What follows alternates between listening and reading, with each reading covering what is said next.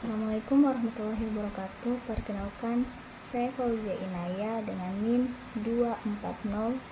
2402115000014 dari kelas A01 Prodi Arsitektur.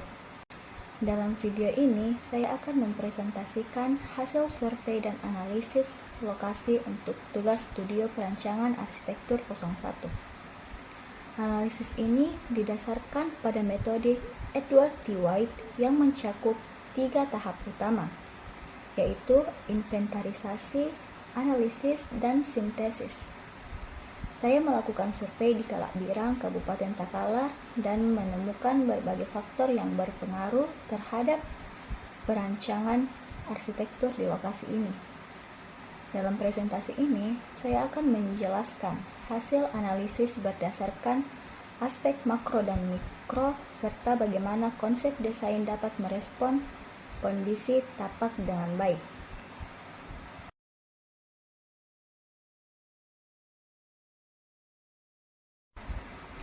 Nah, baik, jadi tahap pertama dalam analisis lokasi adalah inventarisasi data, yaitu mengumpulkan informasi terkait elemen fisik, sosial, dan visual yang ada di lokasi.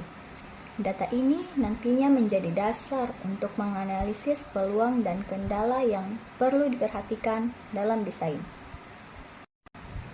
Yang pertama, ada topografi dan vegetasi. Wilayah Kalakbirang memiliki kontur tanah yang relatif datar dengan sedikit elevasi berbukit. Vegetasi di sekitar tapak didominasi oleh pepohonan rindang dan area perkebunan. Vegetasi ini dapat dimanfaatkan untuk menciptakan ruang hijau yang lebih nyaman bagi penghuni. Yang kedua, ada iklim dan cuaca. Suhu rata-rata di lokasi ini berkisar antara 25 derajat Celcius hingga 31 derajat Celcius dengan kelembapan tinggi. Curah hujan juga cukup tinggi, terutama pada bulan Desember hingga Maret. Oleh karena itu, diperlukan sistem drainase yang baik untuk mencegah genangan air. Yang ketiga ada arah mata angin. Angin dominan bertiup dari barat laut ke tenggara. Hal ini dimanfaatkan dalam desain untuk mendukung ventilasi alami agar rumah tetap sejuk tanpa perlu pendingin buatan. Yang keempat ada aksesibilitas dan fasilitas publik. Lokasi ini memiliki akses yang baik ke berbagai fasilitas publik, seperti sekolah, rumah sakit, dan pasar. Jalan utama yang menghubungkan lokasi ini adalah Jalan Diponegoro, yang menghubungkan daerah ini dengan pusat kota Takalar dan Makassar. Namun, pada jam sibuk, potensi kemacetan bisa menjadi kendala. Yang terakhir ada sosial dan budaya. Masyarakat di daerah ini memiliki budaya gotong royong yang kuat dan sering mengadakan kegiatan sosial maupun keagamaan. Oleh karena itu, desain bangunan harus mempertimbangkan ruang semi publik yang mendukung interaksi sosial. Setelah data dikumpulkan, langkah selanjutnya adalah melakukan analisis lokasi untuk mengidentifikasi peluang dan kendala yang ada. Yang pertama ada diagram hubungan. Dari diagram ini terlihat bahwa lokasi rumah memiliki akses yang cukup baik ke berbagai fasilitas publik.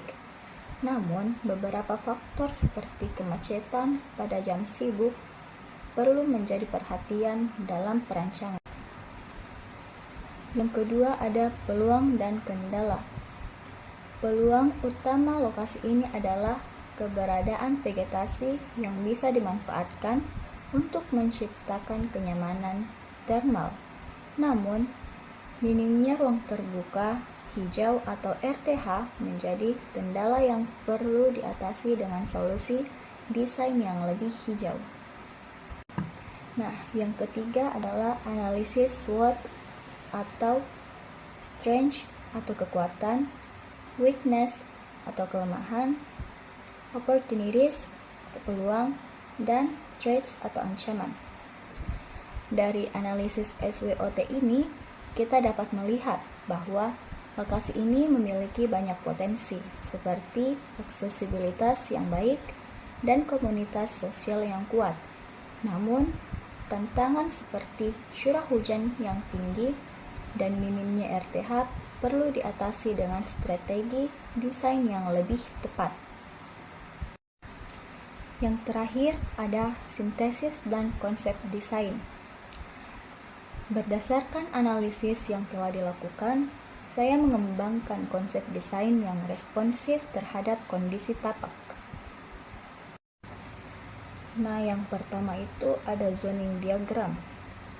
Zoning dalam desain ini terdiri dari area private seperti kamar tidur, area semi-private seperti ruang keluarga, serta area publik seperti area teras yang bisa digunakan untuk interaksi sosial. Kedua, ada sistem ventilasi dan drainase. Ventilasi alami dioptimalkan dengan orientasi bangunan terhadap arah angin utama. Untuk menghadapi curah hujan tinggi, sistem drainase yang baik juga diterapkan dalam desain.